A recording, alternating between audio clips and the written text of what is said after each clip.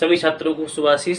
मैं अतुल कुमार शर्मा सरस्वती विद्या मंदिर inter college Bisalpur से एक बार फिर आपके सामने उपस्थित हूं अपनी वीडियो संख्या 15 के साथ। बच्चों, इससे पहले वाली वीडियो में आपने देखा था कि मैंने धातु अधिकता दोष मेटल एक्सेस डिफेक्ट की बात की थी और उस मेटल एक्सेस डिफेक्ट में भी बच्चों मैंने उसको पहले कारण को स्पष्ट कर दिया था कि किस प्रकार यह उत्पन्न होता। तो इसमें जो पहला कारण था बच्चों वो ऋणायन की रिक्ति के द्वारा था और मैंने अपनी उस वीडियो में ऋणायन की रिक्ति के द्वारा यह दोष किस प्रकार से पॉसिबल होता है मैं उसकी चर्चा कर चुका था। अपनी इस वीडियो में बच्चों में दूसरे कारण को लेकर के आया हूं और दूसरा कारण बच्चों है अंतरकाशीय स्थान में धनायन की उपस्थिति के द्वारा। तो अंतरकाशीय स्थान में जिसको हम लोग इंटरस्टिशियल स्पेस भी बोलते हैं, तो इस अंतरकाशीय स्थान में धनायन की उपस्थिति से यह दोष कैसे उत्पन्न होता है आज हम लोग उसकी बात करेंगे।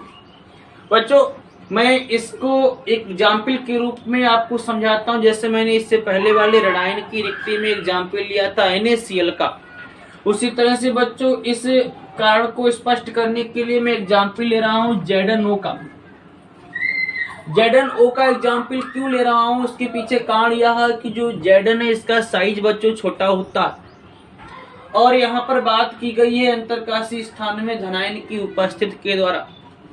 अंतरकाशीय स्थान वैसे भी चूंकि सूक्ष्म होता है और उसमें वही प्रवेश पा पाएगा जिसका आकार और छोटा होगा।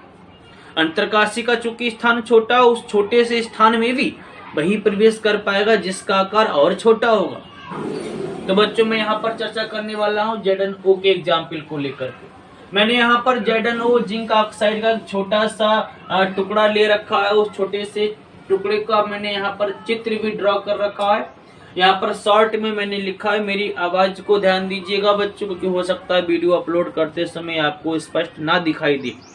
तो बच्चों, मैंने यहाँ पर Zn2 पॉजिटिव, मैंने केवल 2 पॉजिटिव 2 नेगेटिव 2 पॉजिटिव 2 नेगेटिव की बात करी है, क्योंकि मुझे पता है Zn2 पॉजिटिव के रूप में रहता है और ऑक्सीजन 2 नेगेटिव के रूप में प्रेजेंट रहता है। तो यहाँ पर बच्चों Zn2 positive O2 negative, Zn2 positive O2 negative और बच्चों एक क्रम से बच्चों मैंने यहाँ पर अरेंज कर रखा है। अभी इसमें किसी भी प्रकार का कोई दोष नहीं है और जब कोई दोष नहीं है बच्चों इसमें, तब मैं एक काम करता हूँ, मैं Zn2 पॉजिटिव और O2 नेगेटिव यानी कैटायन और एनायन को मैं गिन लेता हूँ। चलिए मैं धनायन को गिनता हूं तो 1 2 3 4 5 6, धनायन की संख्या 6। इसी प्रकार मैं ऋणायन की संख्या गिनता हूं तो 1 2 3 4 5 6। आप लोग जब अपनी कॉपी पर प्रॉपरली चित्र बनाएंगे तो आपको कंटिन्यू बहुत अच्छी तरीके से स्पष्ट और अधिक अच्छा भी लगेगा, आपको अधिक रूप से स्पष्ट भी होगा। तो भी कोई दोष उत्पन्न नहीं है, धनायन भी 6 है, ऋणायन भी 6।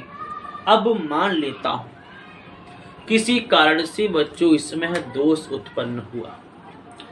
अब इस पर चर्चा नहीं करनी, इस पर कोई फोकस नहीं करना कि दोष उत्पन्न कैसे हो, कि हम लोग PhD नहीं कर रहे हैं।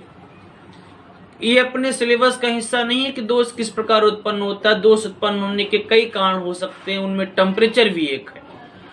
तो अपने को ये चर्चा नहीं करनी है, ये इस पर फोकस नहीं करना कि कारण क्या है, कैसे दोष उत्पन्न होता है। अपने को बस इतना ध्यान रखना है कि ठोस की व्यवस्था में परिवर्तन होता है तो दोष उत्पन्न होता है। ये अपने सिलेबस का हिस्सा है, इसलिए मैं उस पर ज्यादा फोकस नहीं करती हूँ। मैं यहाँ पर बताता हूँ कि यहाँ पर कुछ इस तरह से परिवर्तन हुआ, कुछ इस तरह से दोष हुआ कि बच्चों ये जो बीच का अंतरकाशीय आप स्थान देख रहे हैं, ये जो बीच का आप अंतरकाशीय स्थान देख रहे हैं, चूंकि आपके पास पॉइंट है अंतरकाशीय स्थान में धनायन की उपस्थिति, तो बच्चों मैं इस अंतरकाशीय स्थान में मान लेता हूं Zn2 पॉजिटिव आयन प्रवेश कर गया। कुछ ऐसा आप ध्यान रखना, मैं आवाज को विशेष रूप से ध्यान रखें ताकि जब बनाए तो आपको स्पष्ट लगे। ये हो सकता है बाद में आपको सही से ना दिखाई पड़े। तो मैंने अंतरकाशीय स्थान जो था बच्चों उसमें Zn2 पॉजिटिव को रख दिया। जब 2 पॉजिटिव इसमें प्रवेश कर गया तब आप देखिएगा, इससे पूर्व धनायन भी 6 ऋणायन भी 6 संख्या बराबर, अंतरकाशीय स्थान बाद में, इसकी चर्चा बाद में करेंगे। पहले आप देखेंगे दोनों का जो अनुपात है बराबर, दोनों का रेशियो बराबर है, स्टोइकियोमेट्री रेशियो बराबर है। अब जैसे ही अंतरकाशीय स्थान में धनायन का प्रवेश होता है, अब चलिए काउंट करते हैं। धनायन बच्चों हो गए 6 + 1 7। धनायन कितने हो गए? 6 + 1 7। क्यों 7 हुए पता आपको होगा, मैंने बता चुका हूं। अंतरकाशीय में एक Zn2 पॉजिटिव प्रवेश कर चुका। और ऋणायन कितने रह गए? ऋणायन बच्चों रह गए 6। यही आपको पढ़ना है, धनायन की वृद्धि करनी है, धनायन को अधिक दिखाना है, ताकि हम लोग धातु अधिकता दोष को स्पष्ट कर सके। अब धनायन यहाँ पर 7 हो गए। धनायन किसको रिप्रेजेंट करता है? धातु। दोष कौन सा होगा? धातु अधिकता दोष। दोनों का अनुपात, चूंकि धातु अधिकता दोष को किसके अंतर्गत पढ़ते हैं? Non stoichiometric defect. Non stoichiometric defect कौन से? जिनमें रेशियो बदल जाता है। देखिए रेशियो यहाँ पर बदल गया। जब रेशियो बदल गया तो नॉन स्टोइकोमेट्रिक डिफेक्ट कहलाएगा। संख्या किसकी ज्यादा? धनायन की। तो धनायन का मतलब धातु अधिकता दोष। इतनी बात समझ में आ गई बच्चों? चलिए मैं आगे की बात करता हूं। अब स्टोइकोमेट्रिक अनुपात बदल गया, लेकिन विद्युत उदासीनता फिर भी बनी रहेगी। पूछो क्यों? मैं कारण सहित स्पष्ट करता हूं, देखिएगा ध्यान से।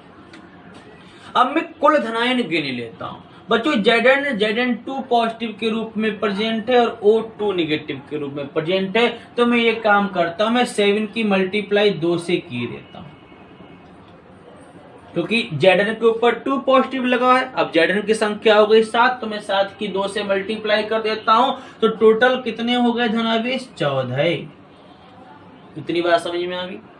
अब O के ऊपर 2 निगेटिव लगा है। ऑक्सीजन है कितने? चूंकि ऑक्सीजन 6 ही रहेंगे, तो 6 की मल्टीप्लाई जब मैं 2 से करूंगा तब ये हो जाएगा 6 दूनी 12। अब आप कहेंगे सर यहाँ पर भी अनुपात बदला हुआ, तो फिर विद्युत उदासीनता कैसे बनी है? चलिए मैं उसको स्पष्ट करता हूँ। ये जो आप Zn2 पॉजिटिव देख रहे हैं, यह Zn2 पॉजिटिव जो इसके बीच में अंतरकाशीय स्थान में प्रवेश किया हुआ है बच्चों, यह Zn2 पॉजिटिव तभी मिलेगा जब Zn अपने 2 इलेक्ट्रॉनों को त्यागेगा। सही कह रहा हूं? Zn2 पॉजिटिव के रूप में तभी उत्पन्न होगा, तभी दिखेगा जब वो 2 इलेक्ट्रॉन अपने त्याग चुका होगा ऑलरेडी। इतनी बात समझ में आ गई सबके? जब इसने अपने 2 इलेक्ट्रॉन त्याग दिए, तो 2 इलेक्ट्रॉन त्यागने के बाद यह Zn2 पॉजिटिव के रूप में बदलेगा, और यही Zn2 पॉजिटिव इस अंतरकाशीय स्थान में प्रवेश कर चुका है। इसको मैं बता चुका हूं।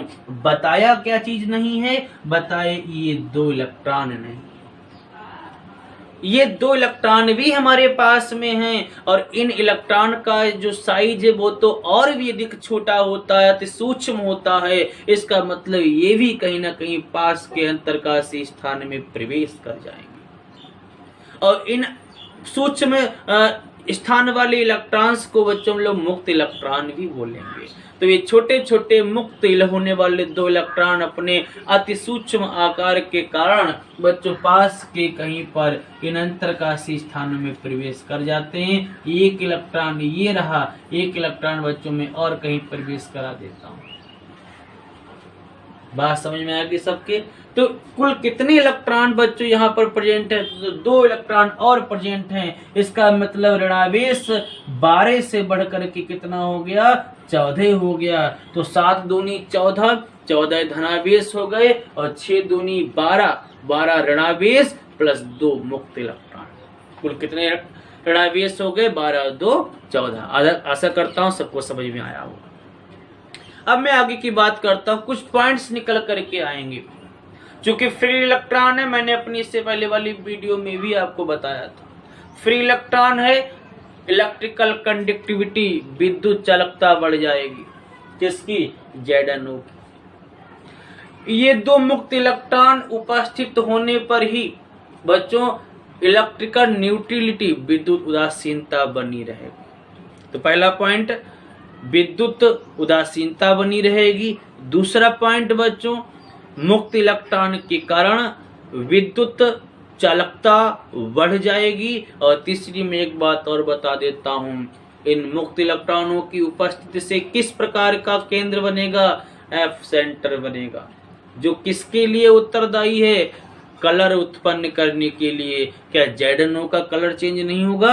निश्चित रूप से F इलेक्ट्रॉन, F केंद्र की उपस्थिति के कारण, मुक्त इलेक्ट्रॉन की उपस्थिति के कारण बच्चों ZNO का कलर चेंज हो जाएगा। आशा करता हूँ सारे पॉइंट्स क्लियर हो गए होंगे। फिर भी अगर कोई पॉइंट रह गया होगा तो आप वीडियो में अब देखने के बाद उसमें मैसेज कर देंगे ताकि मैं उसका उत्तर दे सकूँ।